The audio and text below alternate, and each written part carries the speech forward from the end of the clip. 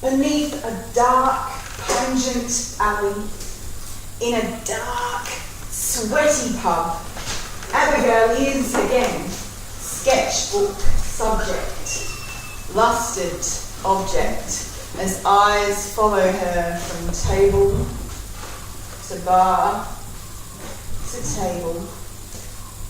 She knows how to use her eyes too, and they know it, the artists and philosophers and spies, yes. She knows what they are, feigning sympathy for the cause, drawing them in, twisting the knife, turning them spy for a life. Sometimes she almost warns the spider pond, tells them to run. But with agents everywhere in England and beyond, she knows they would be found, and she would be found out. So she keeps her mouth shut, but her eyes wide open. Two in the corner, throwing furtive glances over shoulders. A start, a reassuring hand. Has a discovery been made? Or a startling suggestion? But she's looked too long and shakes herself out of her reverie to make a tour of the room once more. As she does so, she walks past huddled, hushed conversations at just about every table. London, with its long shadows and deep crowds, it's made for hiding. But its stages and theatres remind you that it's also made for drama. And in the centre of the room is a conversation loud enough to shroud any number of secrets that room could hold. Three young actors have sunk into their chairs and their beers after another day of rehearsals. One of them is still wearing his lady's dress and hair for a joke or a dare, none of them can quite recall. This evening they've been joined by Ben, their mentor and idol. They have just about convinced him to tell them the story that he's been teasing them with all week. All right, you've twisted my arm up. I had far too much to drink to stop myself now. And a promise is a promise, slurs our young lad in drag. Quite right, Johnny. A promise is a promise. And why are you still wearing that? Oh, it's quite comfortable, actually. Percy suggests he's trying to pick up. Shut up! But Percy acknowledges the wink he's been thrown from across at another table.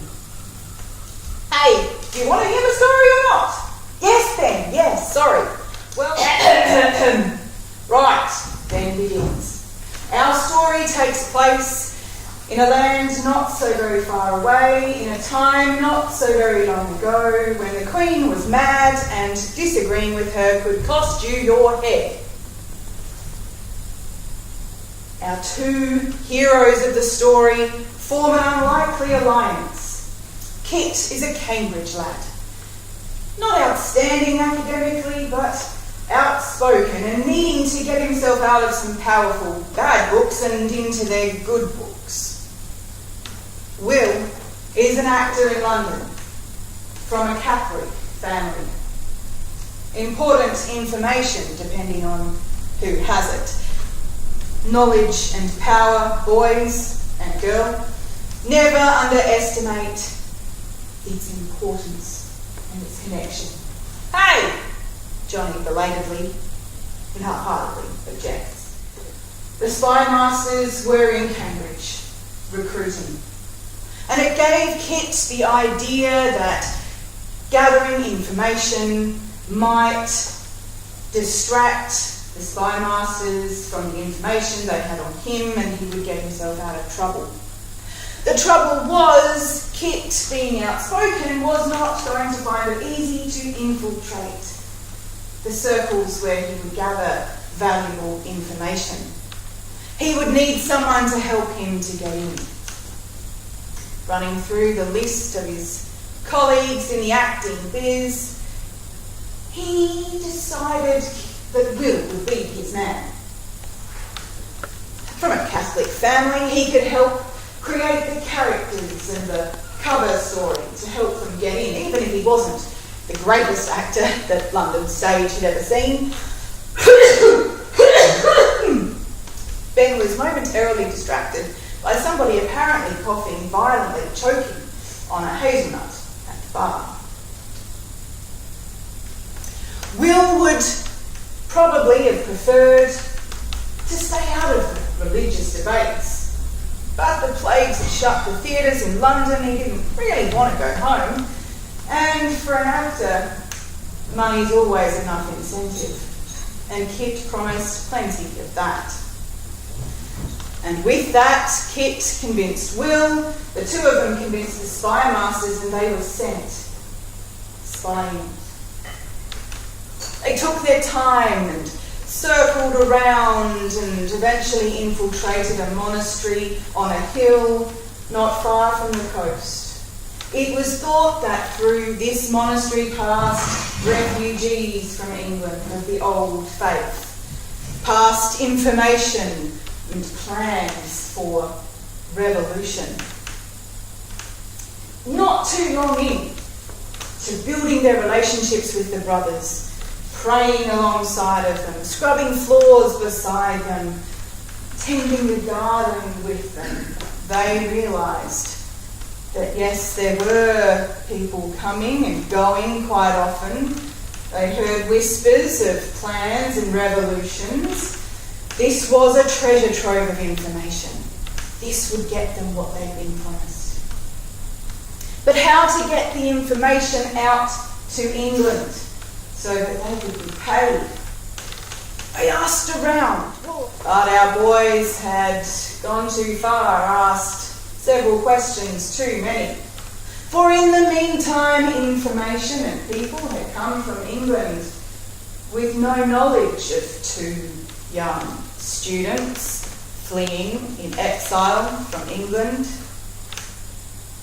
Rumours had been shared of two actors going undercover in a monastery in France, and it seemed that these two were not to be trusted.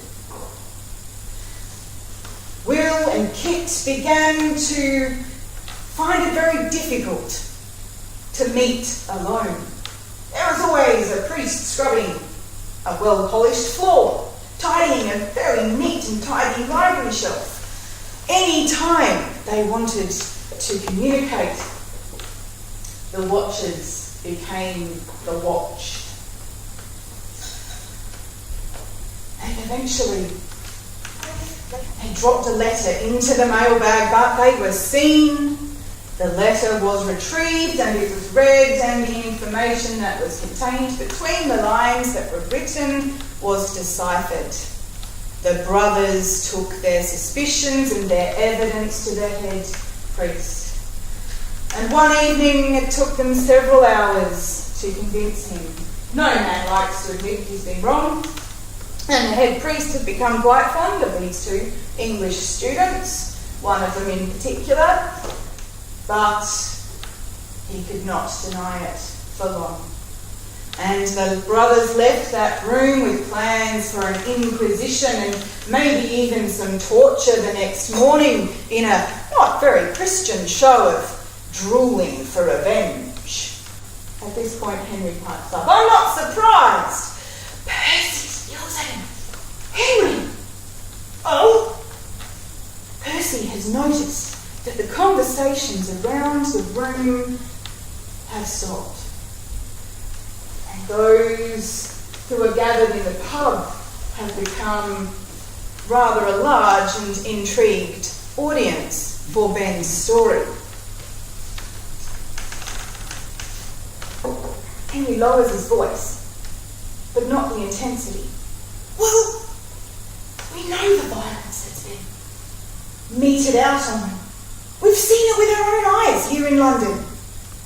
And Percy agrees, but we don't want to be heard in sympathy. Can I finish my story? actually quite enjoying the growing audience, not realising why they're interested. Yes, Ben, yes, sorry. Well, the brothers met the impostors on their way back to their cells that evening, and they could not stop themselves from gloating. Good night, friends. Sleep well. Rest up for tomorrow. Kit looked at Will. What's tomorrow? Will looked at Kit. I don't think we should stay to find out. I think they know who we are. And leaving several hours for the brothers to settle into deep sleep, Will and Kit, in the very small hours of the morning, crept separately out through the monastery. Will through the kitchen and down to the cellar and out through a side door in the hill. Kit through disused passages and up through a trapdoor into the rose garden.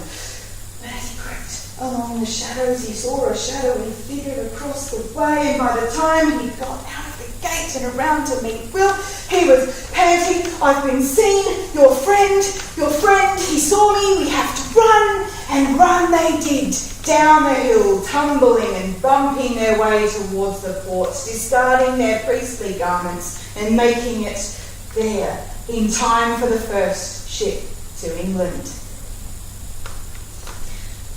Now nobody knows what happened when they landed in England, but it seems they separated, for their fortunes have gone in opposite directions. It would appear from his prospering that Will was rewarded as promised for his information. But Kit, we know, famously lost his life in a Deptford alehouse. But does anyone think the story of the fight being over a reckoning for the food is true? Or was it a reckoning between spies? No. That will not do, Johnson. Our choker from the bar has turned around and walked towards the actors with a fixed stare at Ben, drawing his attention to the rest of the room. Reinvent, dear man. Save your imagination for the poetry, not making stories up. And Ben looks at his audience properly for the first time and very quickly decides that he's going to take this offered exit. Yes, of course, Master Shakespeare. And makes his way out the door, but not without grabbing Abigail around the waist. Come, Abby, my love, it must be about time for your break. Now later that evening, unable to sleep in his own lodgings, Will is remembering a priest to whom he did become quite close for a time. He's remembering his words one evening. Your queen and her spies see us only as prey for their sport. But have we not hands?